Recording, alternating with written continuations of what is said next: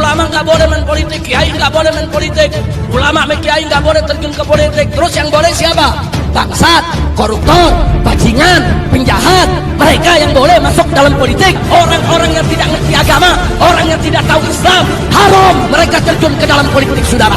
Haram. Mereka yang tidak ngerti politik, mereka yang tidak beriman dan bertakwa kepada Allah, haram terjun ke dalam dunia politik. Kenapa? Karena mereka akan merusak syariat, merusak negara, merusak bangsa, saudara, dan akan merugikan rakyat secara keseluruhan. Harus berpolitik, tapi jangan gunakan dalil-dalil dan kepentingan-kepentingan agama sebagai alat untuk menghantar dia kekuasaan. Karena kalau orang berkuasa karena dalil-dalil agama, menggunakan narasi-narasi agama, dia akan membenarkan kejahatannya dengan dalil-dalil agama juga.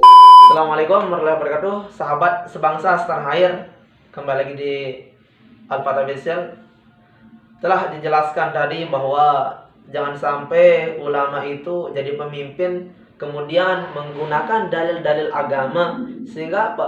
Sehingga mereka itu membenarkan perbuatan mereka itu dengan dalil agama. Itu yang tidak boleh, yang dikatakan tadi oleh Cak Islah tadi, bahwa di sini juga ulama itu sangat penting juga jadi pemimpin untuk mengambil alih hak kepemimpinan di negeri ini. Namun di sini yang saya tidak setuju dengan perkataan Habib Rizik itu, bahwa yang pertama itu tentang selain daripada ulama haram. Nah, kata haram ini yang tidak boleh. Banyak kita yang temukan, yang kita ketahui, ulama memimpin bahwa dia korupsi, ulama memimpin dia kayak gini. Karena kenapa? Karena ulama itu dibagi menjadi dua. Ada namanya ulama dunia atau ulama su, dan yang kedua adalah ulama akhirat. Ini yang bahaya ulama su ini. Ulama yang menjeroboskan umat atau masyarakat ke dalam perkara yang salah. Sehingga apa di sini bahwa pemimpin itu sangat ketergantungan pada apa yang mereka tanamkan di dalam hatinya. Sehingga apa?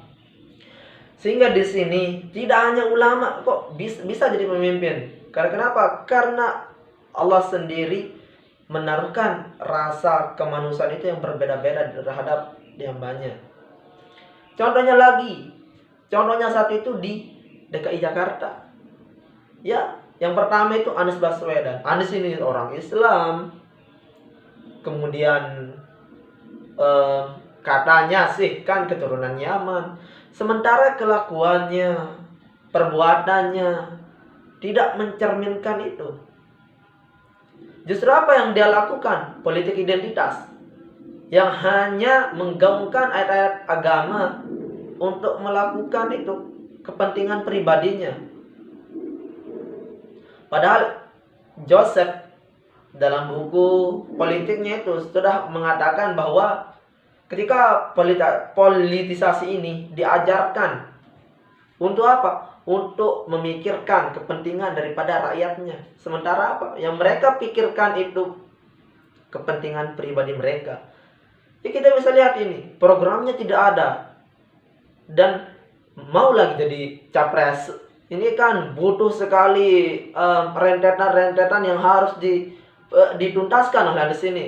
Sehingga apa? Sehingga di daerah Jakarta ini itu menjadi buktinya bahwa Anies ini adalah tokoh Nasdem yang sudah melakukan kampanye capres. Padahal capres tuh masih jauh pada saat deklarasikan capres daripada Partai Nasdem. Memang lagi beberapa hari kita akan memasuki tahun politik. Tahun politik ini tolong pada masyarakat agar apa? Agar memilih pemimpin yang bisa untuk bisa mengerjakan hak-hak rakyat, yang bisa memperlakukan, yang bisa memikirkan rakyat. Jangan sampai dia hanya bisa ngomong, kemudian duduk di bangku empuk, ruang ber-AC plus wifi lagi. Sementara itu kan hasil daripada uang rakyat yang harus dikeluarkan. Agar apa? Agar mereka mau bekerja untuk rakyat. Namun mereka sendiri yang tidak mau ini. Kita bisa lihat kemudian kinerja daripada Anies Baswedan ini. Ini saya membahas terkait dengan serpihan daripada apa yang dikatakan oleh Rizik Syihab tadi. Yang selain ulama itu haram, semua haram. Kalau kayak gini rusak Islam.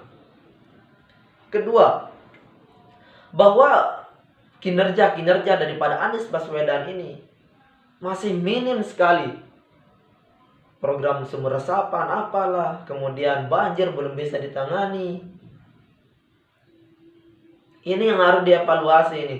Jangan sampai masyarakat bisa diajak oleh kata-kata. Karena bakar Anies ini jagonya main kata-kata.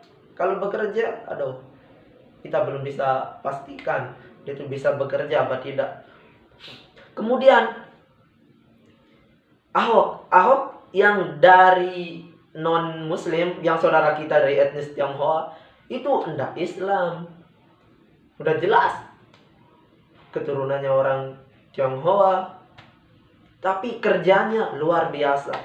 Yang bisa bekerja, yang bisa memikirkan hak rakyat, yang bisa membawa rakyat ke depannya itu seperti apa. Tidak hanya model kata-kata seperti yang dikatakan Ahok kemarin, tentang kalau orang yang jagonya kata-kata, yang bikin kata-kata jago sekali, lihat kinerjanya. Siapa lagi kalau bukan Anies itu.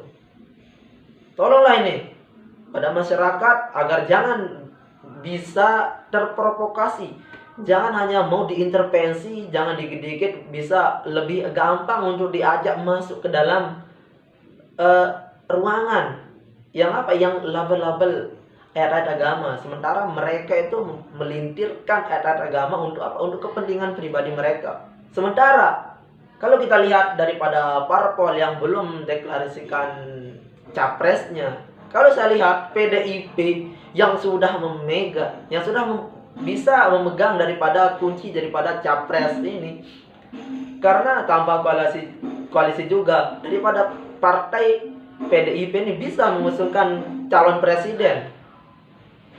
Namun belum. Kenapa? Karena ini bencana yang kita alami ini masih banyak sekali. Itu belum terpikirkan. Sudah terpikirkan tapi masih belum mau dideklarasikan. Kenapa? Karena tahun politik itu belum datang.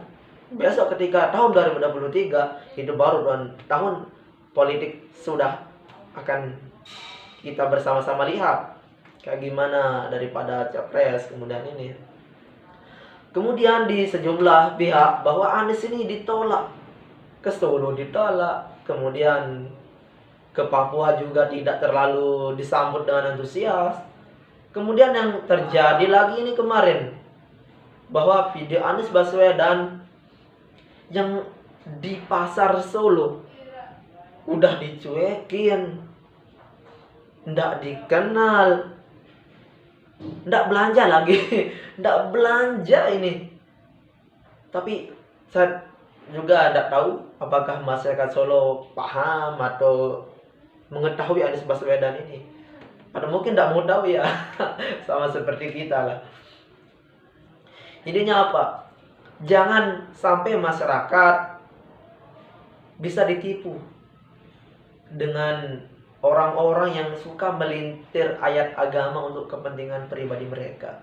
Padahal Islam tidak mengajarkan seperti itu. Justru Islam mengajarkan ampahum linnas. Itu bermanfaat kepada semua manusia. Itu yang diajarkan oleh Islam. Jadi tolong jangan dikit-dikit diklaim haram, negeri ini akan rusak, kemudian ini akan rusak kalau tidak Islam. Kita bisa lihat di negara timur itu banyak yang hancur. Kita tidak mau Indonesia, negeri kita tercinta ini, tidak mau seperti itu. Kita cinta Indonesia. Oleh karena itu mari kita hidup toleransi, mari kita hidup berdampingan sama warga negara Indonesia yang tanpa harus melihat daripada ras sukunya itu. Oke, sekian, begitulah kura-kura.